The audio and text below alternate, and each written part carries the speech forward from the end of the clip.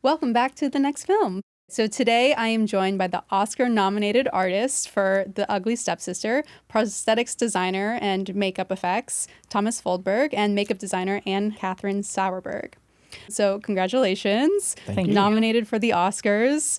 How does that feel? That feels great. Yeah. Yeah, I mean, it's truly incredible to be in a category with some studio films like Sinners, Frankenstein. I mean, Frankenstein, they probably had like an unlimited budget. Yeah. But you were working with less than $5 million. And was it 25 or 28 shooting days? 28. 28? Yeah. That's crazy. That's like 5 weeks. Yeah. Yeah. That was 5 weeks. Pretty sharp 5 weeks. Yeah. Long days, I'm assuming, too. Oh, yes. Yeah. And then like to be, in a category and competing with that's incredible and so well deserved. Thank you. And we're so honored. It's like all the other films are like really amazing films and very different films. So it's very different. Yeah, The Ugly Stepsister, I mean, as soon as I saw the poster and the trailer, I was like immediate yes. I think I watched it that night. So I didn't tell you this, but I'm actually making my second feature film, an indie feature, which is kind of a similar tone. I wouldn't say as dark and gory, but it gets there. But it just felt like in the same world as this film. So me and my co-writer watched it together separately, but like at the same night. And we're just blown away. Oh my God. Fantastic. And there's something beautiful about like the tone that you're balancing, right? There's like so much happening with like there's a little bit of camp, but it's like gory yet feels realistic, even though there's this fairy tale. When you received the script, like what were the first thoughts that ran through your head? Yeah. I was contacted very, very early in the whole process, in the spring actually, when we were going to shoot the following year. And I was contacted by Maria, the producer, who I had worked a bit with her before. And she called me and said, I have this script that you might like, actually. And she sent it, and I read it. And I was like, wow, this is, that's amazing. That's pretty, that's very interesting. Was it as gruesome on the page as you see on screen? Yeah, it was. It really was. And it was very obvious that there was a writer-director that really had this very, very clear vision about something. But I must also say that I didn't expect anything of it actually to be made. Because in Scandinavia, it's very common that we get scripts that are really, really big and ambitious, and then due to budgets and timings and all of that, then stuff is cut out or rewritten or anything. I know it is in a lot of places, but we're just very used to, So I was pretty sure that it's probably going to be made, but we'll take out a lot of the stuff. But then I had a meeting with Emilia Blichfeldt, the director. And it's her first feature, right? It's her first feature. Yeah. That's insane. That's pretty insane. Yeah, I want to watch her short film because I looked it up. And meeting with her, it was very clear that she really had a vision, and she was extremely well prepared. And so it just went from there. And then I suddenly realized that, okay, they're actually going to make everything in the script. That's almost. So cool. So that was the start of it. Yeah. So yeah. When did you come on? Because you all have worked together before, right? Yeah. And I actually tried to get Anne-Catherine on from the beginning. Nice. And then there was a lot of back and forth, but I kept like going with it. So I love that. And then it happened. So cool. And then it happened. Yeah. And then it happened. And I would say the same as Thomas. We're used to getting a script, and there's a lot of different special effects or things that I have to explain.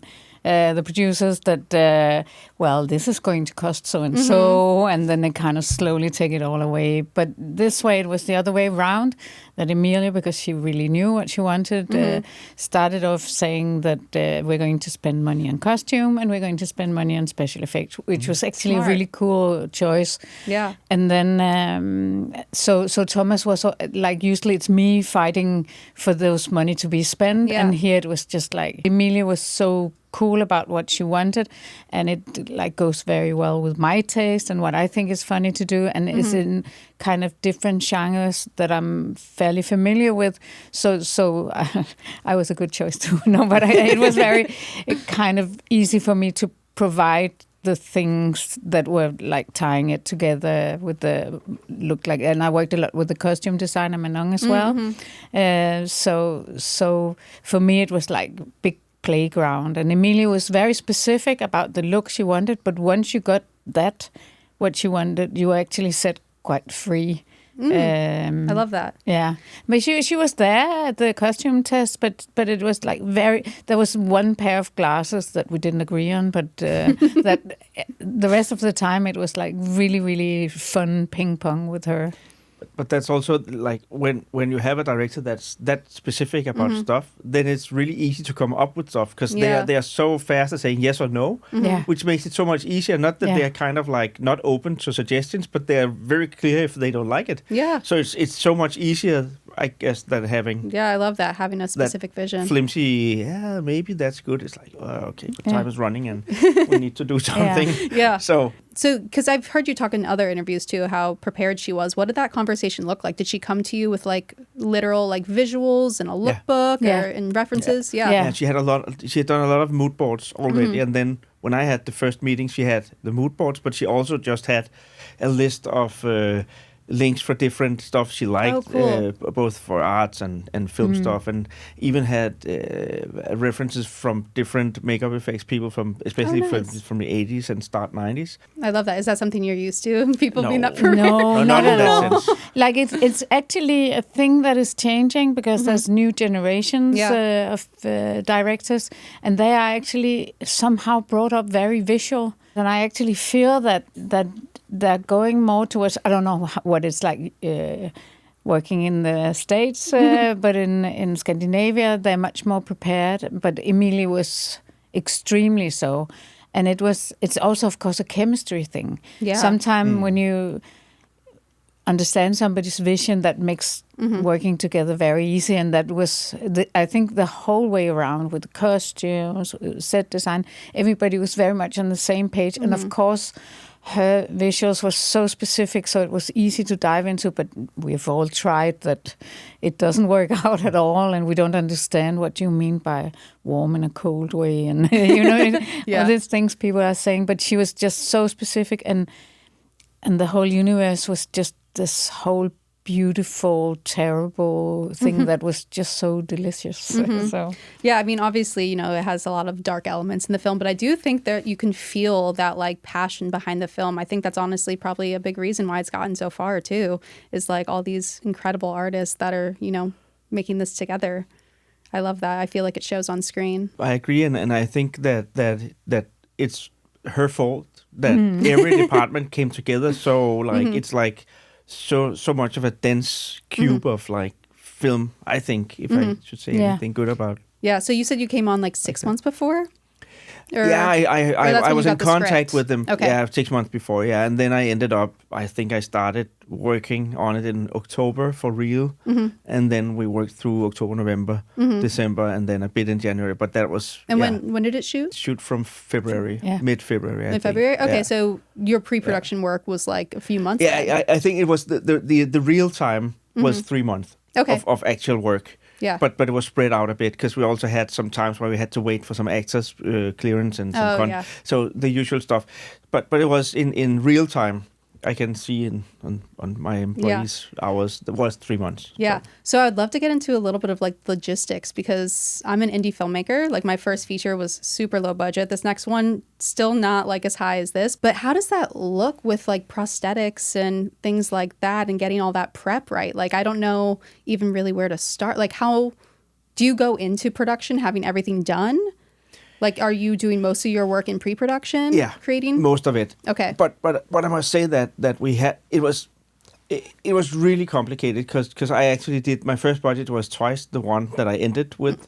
So when doing a thing like this, it was extremely important to have it all storyboarded and be very clear. Even though Emilie was so clear in the beginning what you wanted, then there wasn't a storyboard at the beginning, of course. So when every scene was drawn through and all of that, then it became more clear what was needed. Okay. And then, I mean, one way to cut the cost is, of course, to do only what you see, the classic one, first of all, and then figuring like, okay, we have to be able to reset stuff. We can't have like for this eyelash stitching sequence. In an ideal world, I would have had like 4 phases to stitch in, and what if anything rips, and but we couldn't. So I had one spare with me. That was actually it.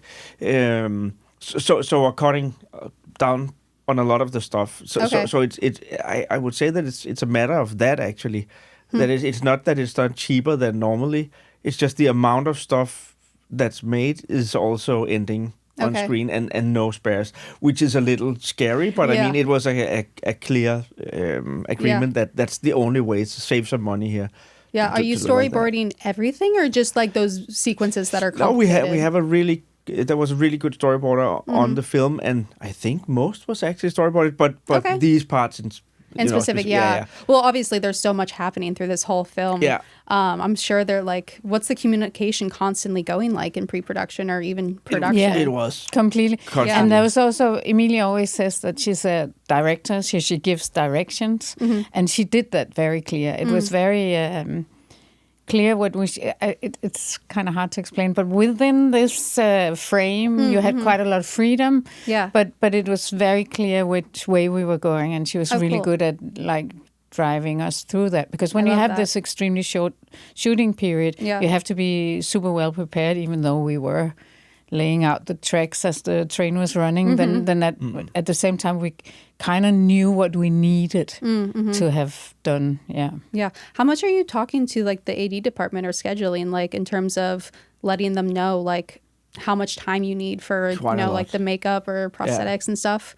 Quite a lot. Yeah, in pre-production, I'm assuming, right? Or like a day by day. Yeah, we had a lot of long meetings. I know. I feel like almost your work is like steering so much of the movie, because that is so much of what the film is about, is all that like, happening to her, the journey that she's, the body horror journey she has. Yeah. There's also some locations, because there was a castle that was the first, but it is such a big frame. It's like all the beginning, arriving, and then all the end. So that was done, and then a few things was done after, like the ball and riding in the woods and so. Okay. But you had quite a lot of continuity work with braces Really on and I off. can't imagine. But it was still kind of like there wasn't like the end and the ball and the beginning in the same day. No, it was pretty like filmed in continuity in a way. But then within each day, we had a lot of jumping back and forth with braces, no braces, nose clamp, really? no nose clamp. So in the same day? Yeah, a lot of that. So, but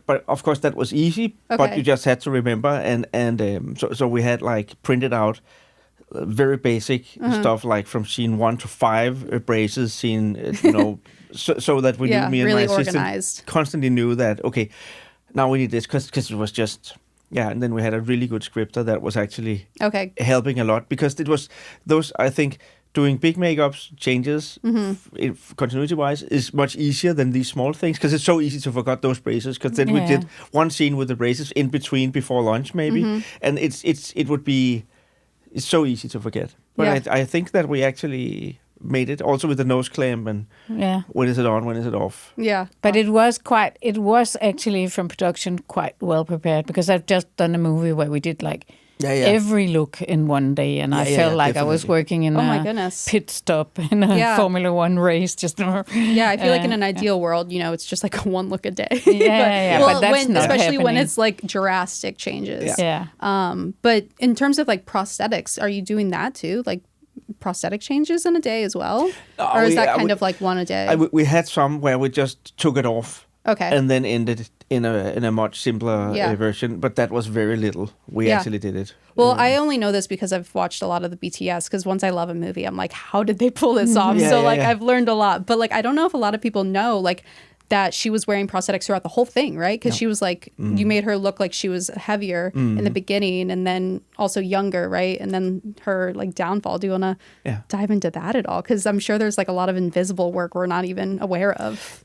Apparently, there was a lot of invisible work, because I've just heard from so many people that they didn't realize it at first. Yeah, I mean, I think funny. I think you feel it on a subconscious level without really being aware, because there's so much happening, like in front of your eyes. But as soon as I heard the interviews after I watched it, like learning about, all the little things that you're doing to make us feel that journey with her. Yeah, and it was super interesting to do that makeup, because Emilia said from the beginning that there was two kind of things, makeup effects wise, in the film, and that was one thing was Elvira, that had to be very believable, even though she has a cartoony feel to it, but that has to be super believable. And then there's all the effects work that she had some very specific ideas about, but that was kind of those two elements. So from the beginning, it was very clear that we had to do it. What are you making? Because it looked like it was looking like you were like adding things to her face, right? Yeah, she has cheeks. She's wearing cheeks, and then she has a nose piece that also the sister has the same nose, so they have the same nose. And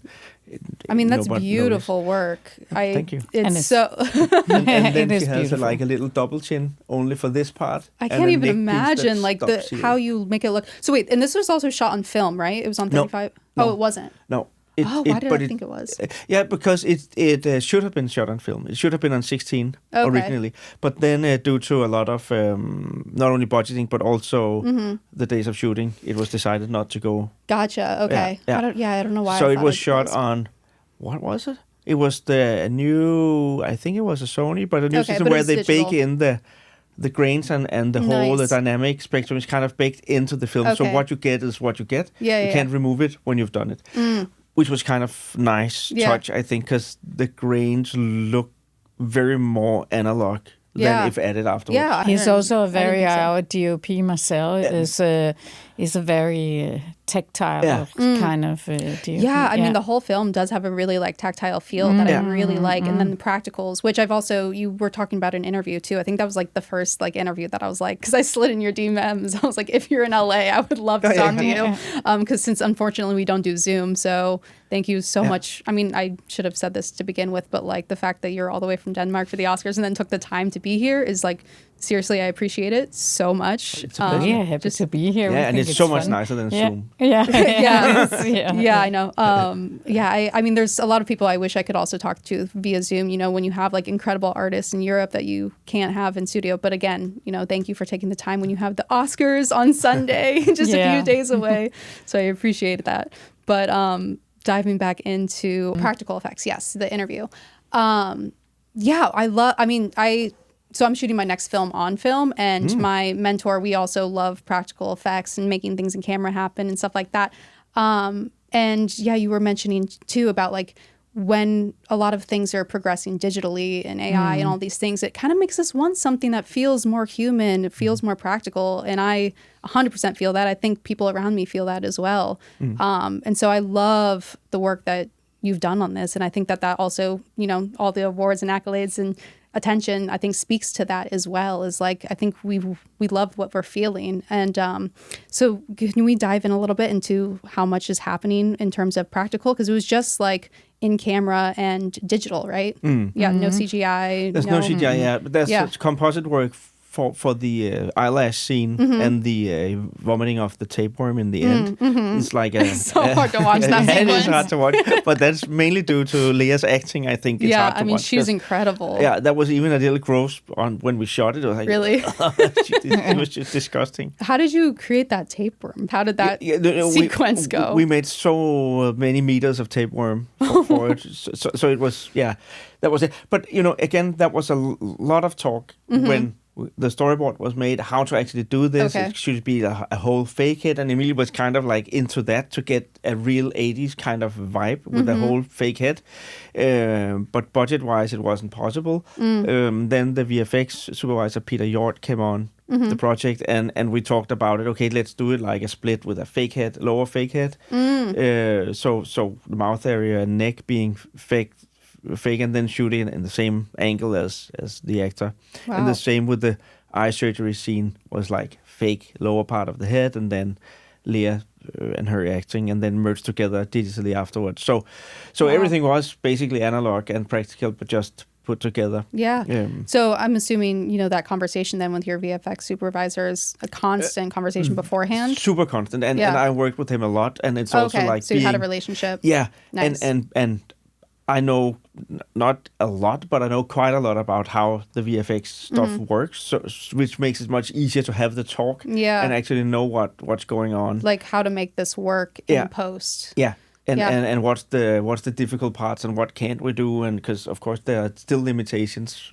For sure. Where we can have some problems. So would you say that everything was figured out in pre-production or before shooting it, or was there some things that were solved in post? Actually pretty close, because it was so intense filming those effect scenes. I mean, and that goes back to from the beginning, knowing that it will be a very limited shooting schedule. So the eye surgery scene, I think it was shot in 1.5 hours. Oh my gosh. Which is like really, really short, and you would it would be nice with a second unit day and all of that. But it was so quick, and the same with the whole tapeworm sequence was done from I think 8 o'clock in the morning till 12, so really short. Yeah.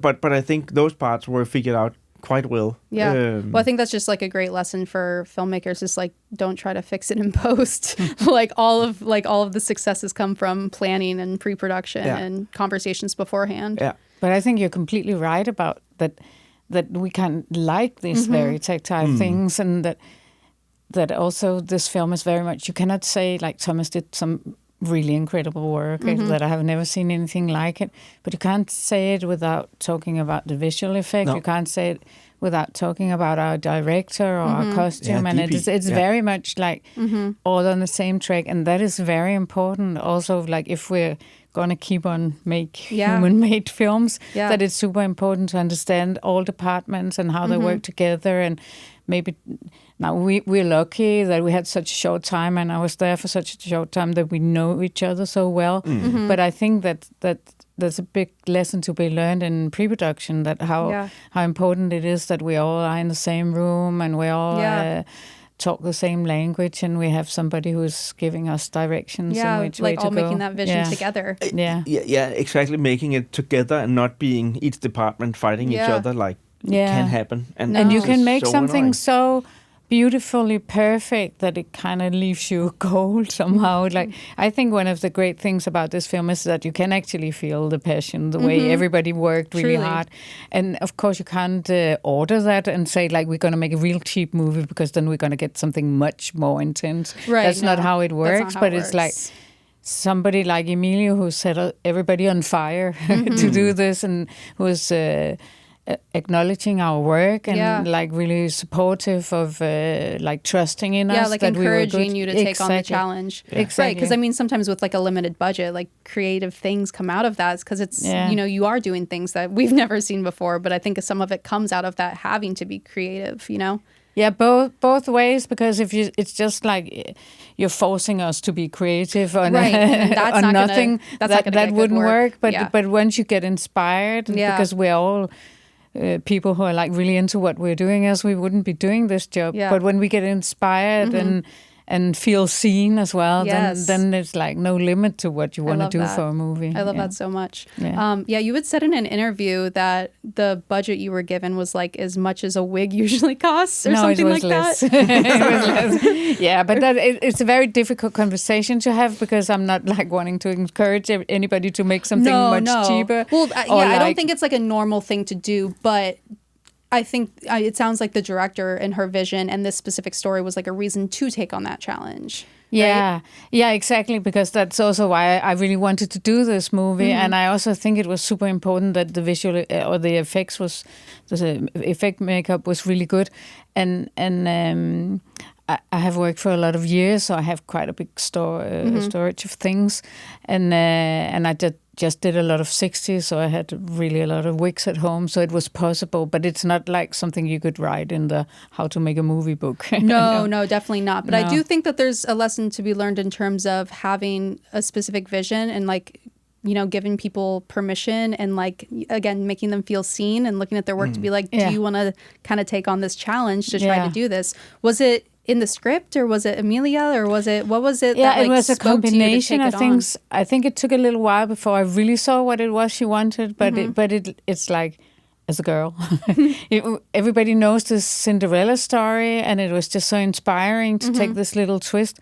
And I think it's both that if a director has a very clear vision, like Girl with a Needle, or it's a story that wants to say something. That's also, again, with all the digital and very, very amazing productions, that kind of, you can get into the work and you can fall in love with the work. But this idea that you have something that you actually want to tell and you want to be a part of telling it, that is very inspiring and wants you to go that extra mile. So it's like a combination of a lot of things. But of course, it's also like, okay, I have no money. Is there anything in this room I can use for making a wig? That was fun. but it's not a way you can like just No, make yeah. movies. It sounds like, you know, a lot of things aligned for this project and like almost like striking lightning. Yeah. You know, like even how you're saying, you know, you just had wigs from the 70s or the 60s. So like that was able to like kind of help out. So like the timing all really worked out too. Yeah. Exactly. Yeah. Speaking of too, like you had also said in another interview, because, you know, I do my research, but I was really intrigued that you were talking about how you were referencing these like historical beauty methods that kind of were happening, but also kind of inventing your own thing. Yeah, and that's I also- Emilia. Okay, That's very much Emilia's thing. Yeah, she did like that research to find. Yeah, she did that research. And then, of course, I have heard about the tapeworm before. But there was a lot of things when you read the script was that, yeah, that's so cool that we are taking this, Yeah, well, I this remember way as a into it. girl, tapeworms were always the joke of like, oh, I hope I get a tapeworm so I lose all this weight, which is so awful and toxic. But also, I do think that there really is like a relatable quality to the teenage girl aspect of it, which, you know, you kind of do forget that like, oh, this is a teenage girl doing all of this, but it's kind of how we're made to feel in this world that we grow up in, right? Yeah. Which is really, really awful. But like, what were you doing to kind of keep it grounded in that human, you know, teenage feeling? Because I think a lot of men also relate to it. So it's not just a female specific. I think Emilia has said it really, really good and very clear when she talks about how she got the idea in the beginning when she had this nap and then woke up, kind of had this weird dream with this, what was it? She said 2.5 meter tall Cinderella character. Or stepsister character, but the base was that she woke up and thought, oh my God, we're all the stepsister. There's only one Cinderella, but we're all the stepsister. So, and I think that kind of, and that's also why men relate to it, because when it came out and it was actually running in cinemas here, it was so strange to get. I literally got mails from like 50-year-old men talking about they thought it was an amazing movie, and they are just so far from the segment of target segment or what it's called, but you know, so definitely she hit something that you can that's feel. common for everybody. Everybody feels awkward. Most 99% feels super awkward when they're teenagers, and you grow into you wanna imitate this mold, and that was what I tried to reflect in the makeup. What is beautiful? We wanted to make another beautiful than is the beautiful today. And we all have ideas, like maybe guys want to be muscly, or like when I was young. Now it's like all kinds of different things, but no matter where you are on any gender spectrum, there will always be something that you think is beautiful, and that might not really come from yourself. That might not really, and that is also why you're so touched by Lea's character, Elvira, and she exits so amazingly because she exits so open to the world, and the way she kind of gets into this mold and gets insane trying to live it up to that. That is relatable, I think, for everyone, everywhere. Yeah. So. Where did the eyelash specific come from, that idea? Because it's beautiful, but it's also so unique. Like, I've never seen that before. I mean, it kind of reminds me of like older pictures of what is that model? Twiggy? Is that her name? Yeah. Yeah, but that's the only thing that I could kind of reference. Where did that idea come from? That is, I hate these, it shouldn't look like, but it was a big thing that it shouldn't look like the lashes, the lash extensions, because that was another really important thing. Yeah, like it shouldn't look like modern lash extensions, right? Yeah, it shouldn't look like modern lash extensions. We should find our own beauty universe, so we didn't make fun out of anyone, and we just thought this very open look would be really good. And I had been a lot in the 60s with Twiggy, but just to take on that was an even more open look, like this, like really doe-eyed beauty, and it just worked out really well with Lea's eyes. So we immediately thought, we tried a few different things, but it was actually quite fast. We found out, it should look like that. Yeah. What are you doing for test shoots? Because I'm assuming you're figuring out the looks you want beforehand and not on the day, right? Yeah, sure. Yeah, the thing was that I had seen this, all the visuals that Emilia did, and it was like really making strong pictures in my head about what we should do. So I met Emilia first time with the actors, and we did. I like to do a jam session where we try out all kinds of different things. But it was very, very few different things we did before it was like, yeah, that's the way we're doing it. But very rough. Are you actually like literally trying things out on the actors? Yes, and I really like to work that way because like first the pictures are in my head and you see what the director think and you try to align that. But then there's a time where if I like now say like, oh, she should look like a dirty Minnie Mouse or something, then it would actually create different pictures in my head and in your head and in Thomas' head. So for me, when I work, and especially on so limited time, it's the most important is to let's try some things. Yeah. Let's look at it. Like, does she look nice with red hair? Or should we make it brown? Or should we? So I want to get to that point as soon as we have made those big lines, to a very, very hands-on I love that. time as fast as possible. And I really like to work that way because then you can see, oh, that wasn't what I thought. So that's a really good way of working when I'm on a limited time. Yeah, I love that. How many, like as a producer director, like how do we help you in terms of making that happen? Like how many days do we give you in pre-production? Well, we had like one evening. We had one evening, but it was because she was so clear, and we can't say that enough. She was so clear, so it was just me testing out, is this the way you want to go? And it was, yes, it's this way. I have had jam session where it's like, oh no, we can't find the character. But usually it's just much easier for me. That's more complicated for Thomas, but we have done quite a lot of character work together where we can like try on it looks, I have the pictures and it looked like super messy, but it's like you can get on, it's like making like the first sketch before you make the painting, and it's just really good for everybody to get on the same page for what are we doing and what does it look like, and then you can much easier say, oh no, I think it's too big, it's too small, it should be another color, than when you just sit and talk about it and show pictures. Yeah. But both things, you can help us the way that you start to get a clear vision, but and then get down to real practicals. Yeah. Well, because it sounds like, I mean, Amelia just set up such a good environment for everyone to do their best work, which again is, I think, a testament to all the amazing work on the film. But I think that's important for filmmakers to know and take away, is that like you want to inspire and support all the incredible people around you to do their best work. And then they're excited, to do that for you. But going back to the makeup, so are you also doing makeup on top of these like cheek prosthetics too? Like, are you putting, or how does that work? Yeah, very little actually. Very little. Normally I just do the everything and do the makeup to make it look natural, and then just basically deliver the actor as if it was an actor with no makeup. And Gotcha. then Anne-Catherine did the eye makeup and a bit of lips. So it's usually that. I do the blank canvas that looks like skin, and then got it. And we still, Thomas all the time think, I want to do prosthetics with really, really thick foundation on top. That is a dream. But we just did a movie where we did foundations on top of prosthetics. But normally the prosthetics looks better when they are more alive. Okay. Yeah, it's just how it is. It's kind of like when you do very, very fake on top of fake. Yeah. It gets a little really too work. fake. I don't know. But it actually worked out on the movie we just did. But that was like super, super, super light foundation, and it makes it look heavy. Got it. And then while we're talking about prosthetics, can we talk about the foot scene?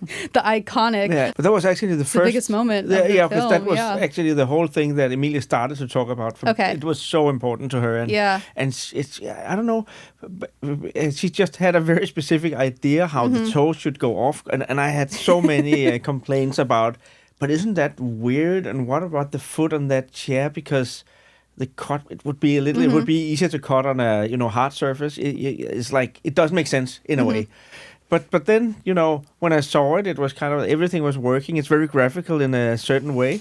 Yeah. But she was also very specific that she wanted the cut to be like very clean and cartoony, like she said, like marzipan foot or something like that. So it was so difficult to me to grasp what she actually wanted with the makeup effects, because she didn't want it to be realistic, but she wanted it to look bad in a good way. That was the keywords. That was what she kept on saying. I mean, I feel like that makes sense to me in my director brain, but like it's not always the best way to communicate it. Yeah. Yeah, but I think that she succeeded in doing it. Yeah. But it was first when I saw the first edit that I could see that it actually worked, because I had it was really difficult to me, both the feet, but also the eye sequence and the vomiting, because it's so far from realism in a way, but it's also kind of, it was strange. Well, it is interesting how it feels so real, even though it does, you're saying there's like these fake elements, but like as an audience member, it's like, no, that felt really like visceral. Yeah, but I think that was the whole idea that she wanted the gore effects to be like demonstrated, like now I take your hand and now we see this little thing unfolding and that's it, instead of being super realistic, because I was much more into it. Probably relates to the fact that when I read the script first, I didn't saw it as much of a comedy as it is. I mean, it is kind of a grotesque comedy, and I didn't read that into the lines at first. And even though on the shooting, I remember we talked about it as well, that it was like, okay, isn't it? But that's clearly that feel that sometimes you don't really know what directions till you actually are on set and see it unfold. Was she showing you dailies so you were able to see that? Or and one thing that was really cool was that we got the guy loading the material during the day. I don't know if that's common, but I haven't tried it before. Was like uploading stills from every scene constantly during the day. So you're constantly seeing your work, which was really good. And then I had an assistant that was really good putting it into a continuity app as well. So we were like.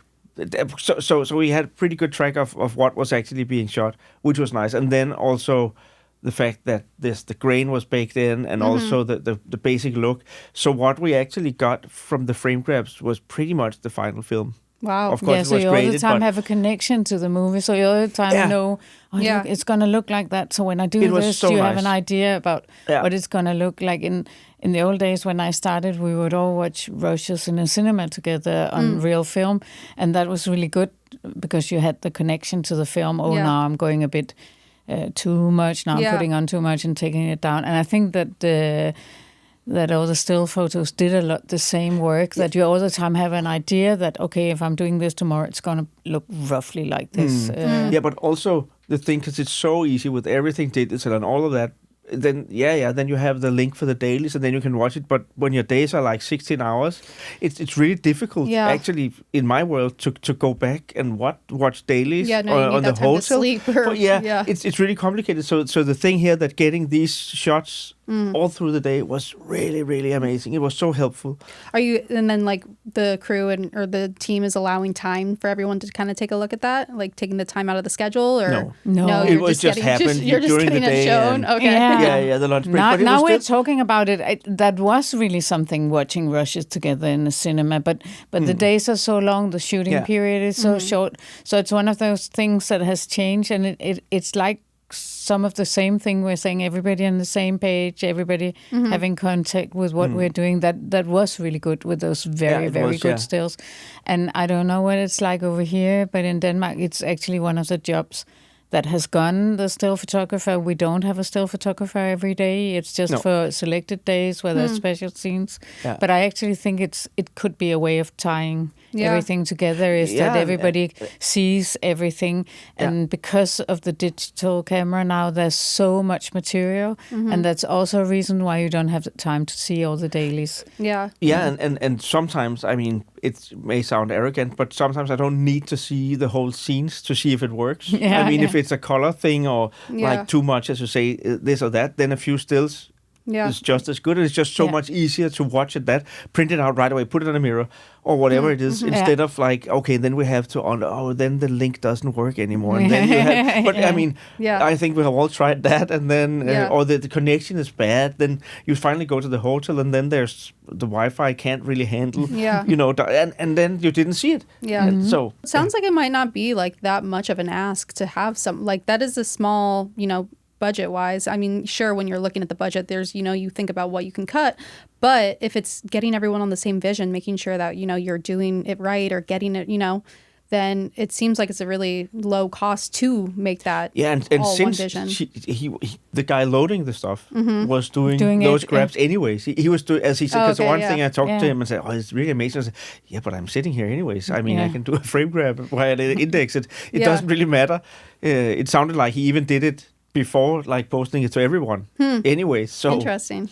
Yeah, very helpful. And then how are you, how much of that is happening on set with the foot, with like the blood and the little details? But that was an interesting one Yeah. because we talked for so long about the blood, how much, how, and we were shooting in this museum, kind of. Yeah, it was a castle and it was a museum. Okay. And we had a lot of talks about blood, and I really, because I really don't like doing blood effects actually, because it's messy and it's annoying to re-rig, and but I don't like CGI blood as well, so I have to kind of just do it. Yeah. But then I try to be very specific and say that it's going to be really messy, and the props department have to be able to clean up, and the set decorate and all of that. We have a lot of stuff going on, and we had these meetings, and it was fine, and everything was cleared. And then the shooting day came, and it was such a long day, and we ended up starting doing it the last 2 hours. I think we had 1.5 hours to do this whole scene. Oh my God.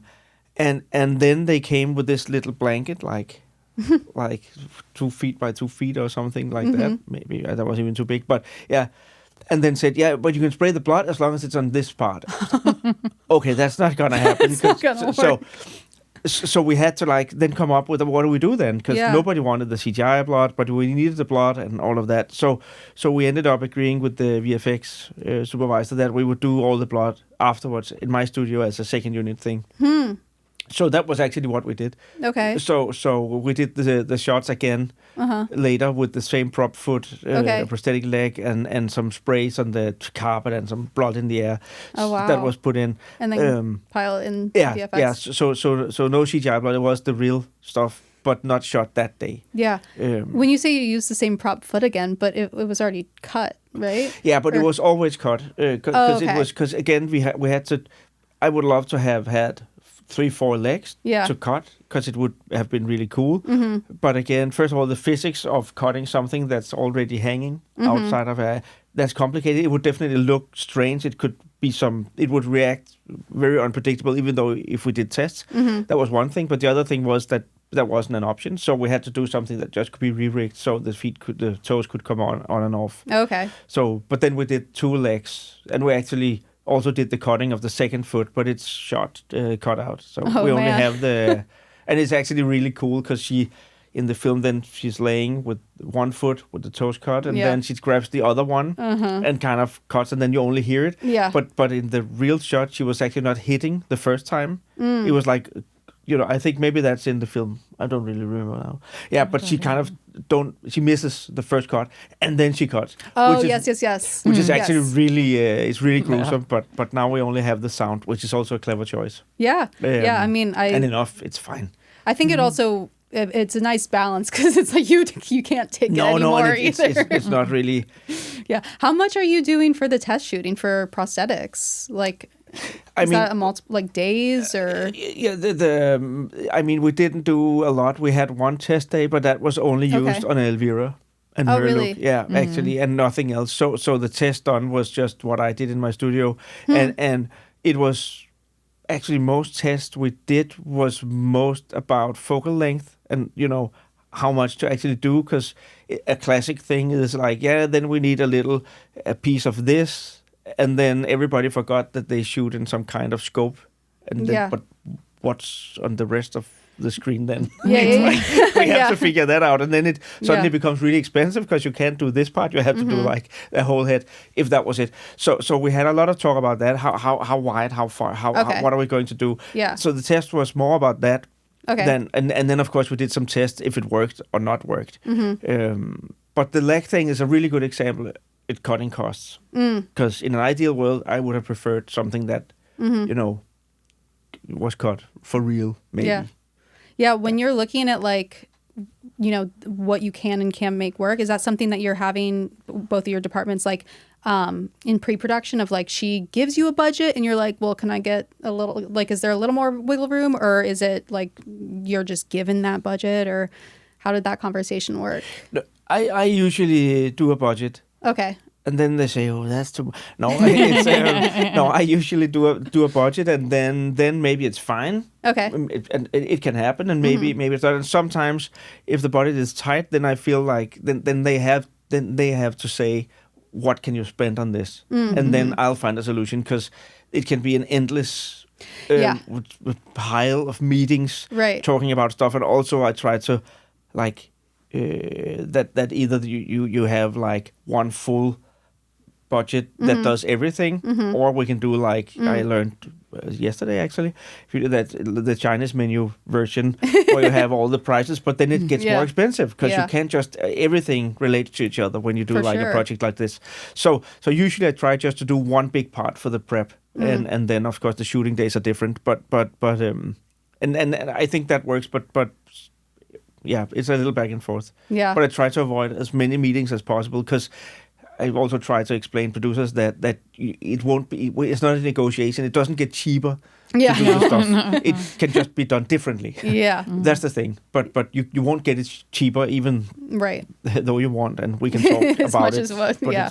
I usually get a budget. Yeah. I Okay. usually get a budget based on the last movie they did that might not have anything to do with the ones we're doing now.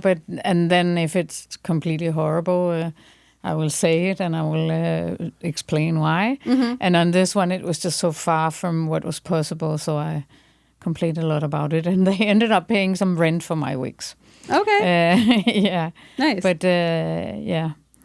But normally when we do effect things, I haven't tried to work this way before, where Thomas had a budget from the beginning. Normally I find the special effects within the budget I'm given.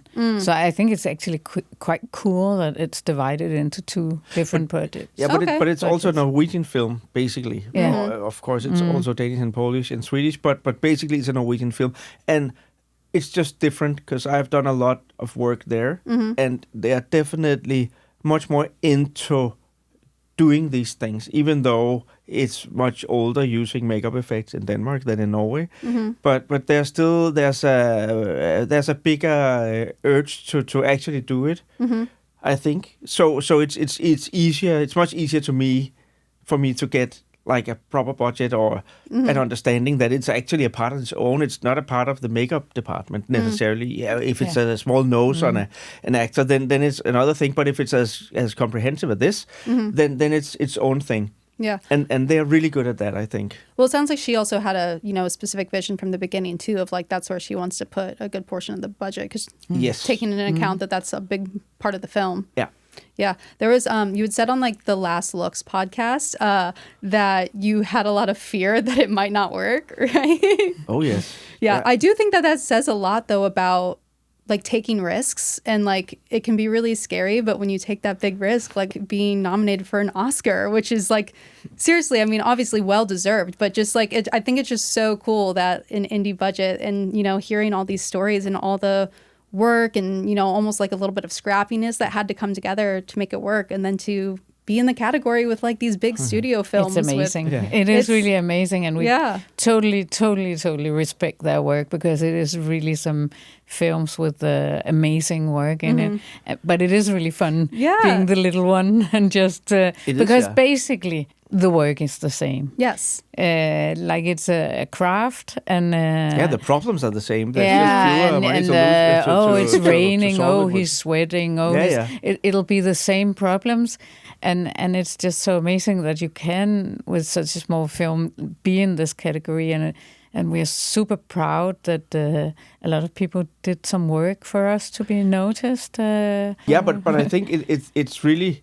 It comes down to say a lot of good things about the Academy and the way that you're actually nominated. I think it's because it's really based on like what's being done and the craft and what does it do for the movie, all of those things. I mean, if it wasn't an award rooted in that kind of mindset, then we would never have been awarded. It's really a fantastic experience, and it goes out to now everybody who would have the chance to vote. But so far, it has felt like extremely professional and extremely that we are judged on the actual work.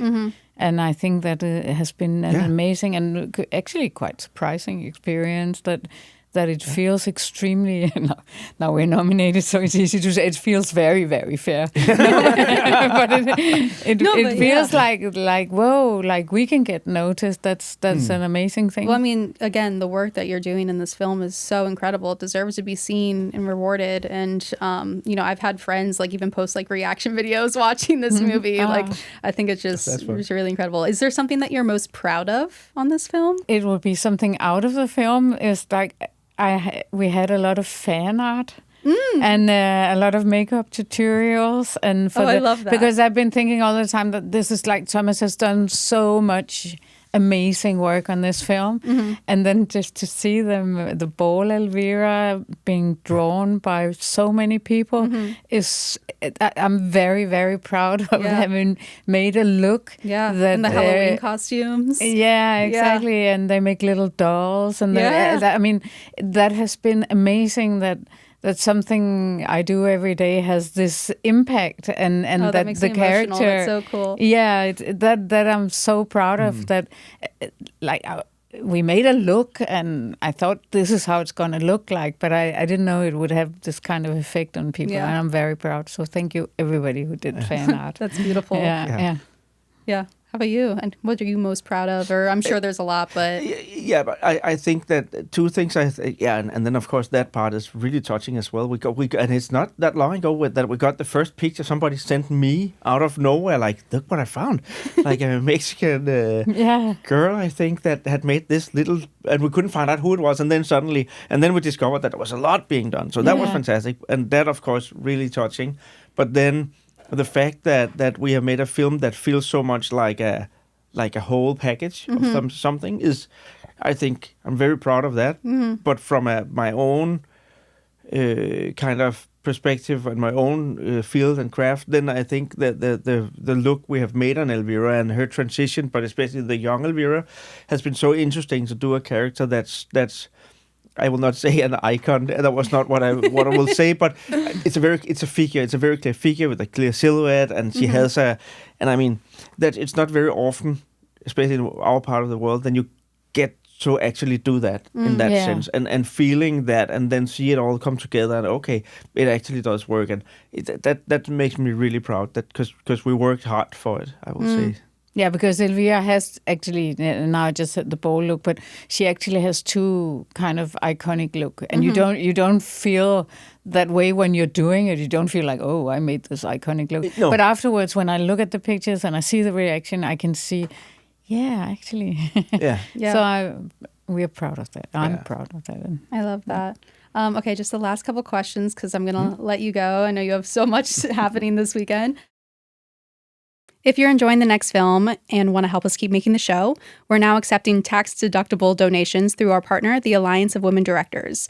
This helps us keep sharing honest conversation, insights, and practical tools free and accessible to artists. The link is in the show notes, or you can visit allianceofwomendirectors.org/fiscal-sponsorship.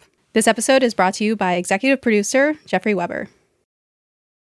So the first, if you could give filmmakers one piece of advice about writing or planning prosthetic-heavy scenes on a limited budget, what would it be? Use most of the money on it. No. I will say just be prepared and talk to the people doing it, and talk about what's the problems, what's the benefits, what's the and be ready for it, because it is a hassle, and make sure that the actor is going to love it, because if the actor doesn't really like that game, then it will be just such a bad experience for everybody on set. So I mean, those things again, the be prepared to it, and just think of it as another element that's also annoying. It's also a big light change is also annoying. Everything is complicated, but no one does it to hassle anyone. It's like we're all just doing our job, and then be very precise about what you're gonna do with like touch-ups. Is it better to kind of like fix something in the post if there is an edge, or if there's a color thing or anything, or do you want to use the time on set? If you don't want to use the time on set, then you have to play the other game. If but just be really prepared of how you want to do it. Yeah. Is that a buffer that you'd like to have on set? Like a time buffer in terms of like if there is something you need to fix? We have to. I think with the way of making movies now, and I know it from several colleagues that it's a thing that and I always talk about it that we can do it really good, but then you have to know this and this and this. Yeah.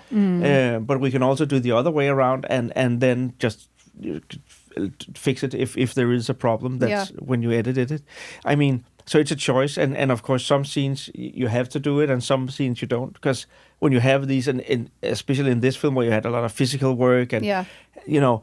So there's a lot of that, and as we have talked about, what about an edge and a wig? Is it like how much fuss do you want to do on set if it's a fix that's literally 5 minutes afterwards, instead of using maybe 30 minutes out in the makeup trailer? And you know, it's also about breaking the rhythm of the actor. I think it's like it's because it can be really annoying wearing those kind of things, and if it's really hard emotional scenes or complicated physical stuff, I would for anything rather just do a fix, even though I feel that then I haven't done my job properly.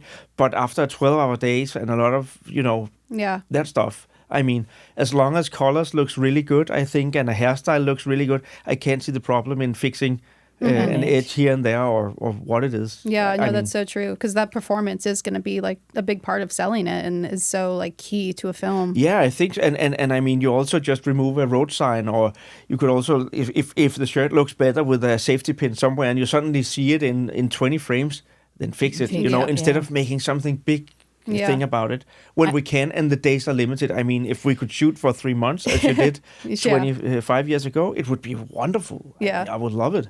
And I also think it's kind of an advice would be that everybody is part of telling the story. Yeah. And we have a tendency of like doing some parts more important. But when you make everybody feel that we're working together on a film, and everybody is like, even if you have a naturalistic movie, you're still creating characters that will end up being something that people can or cannot relate to.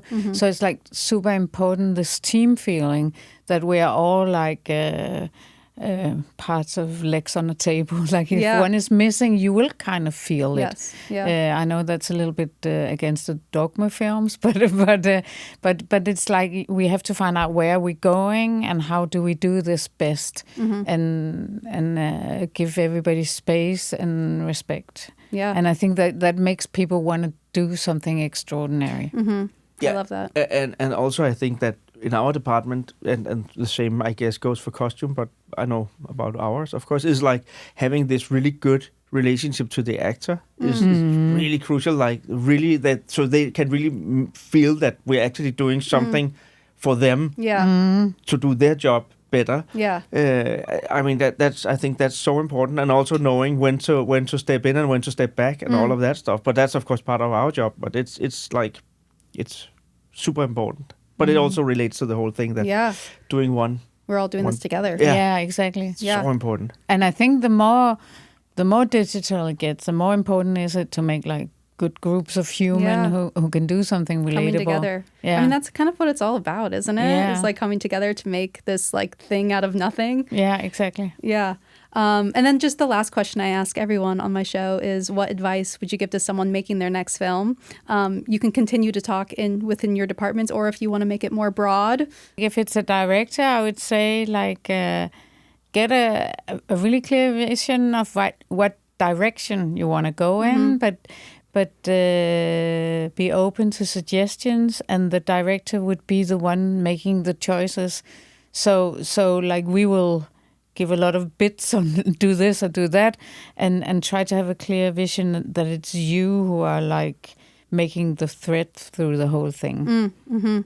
That's advice to a director. Yeah, I love that. Yeah, and it could sound wrong, but I hope it will not sound wrong. But I mean, I think that directors should see the team as a huge gift. I mean, usually directors, even those who work a lot, have maybe made 5 films before, but most on the team has maybe made 100. Yeah. So listen and use that. Yeah. But and also relates to you do the directing and direct people, and then use those many years of experience and actually to the best and because people will just do the best work they can. They're Yeah. not trying to harass anyone or being annoying. We're That's just not the getting thing.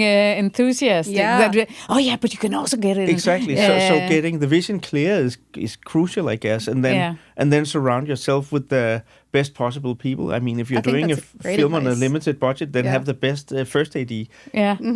to start with, Yeah. and because then everything will probably Yeah. be possible. Yeah, that's incredible advice. Also, I think that also maybe, Amelia, it's her first feature. Maybe that speaks to like so much to the success of the film is she surrounded herself with these incredible artists and listened to them.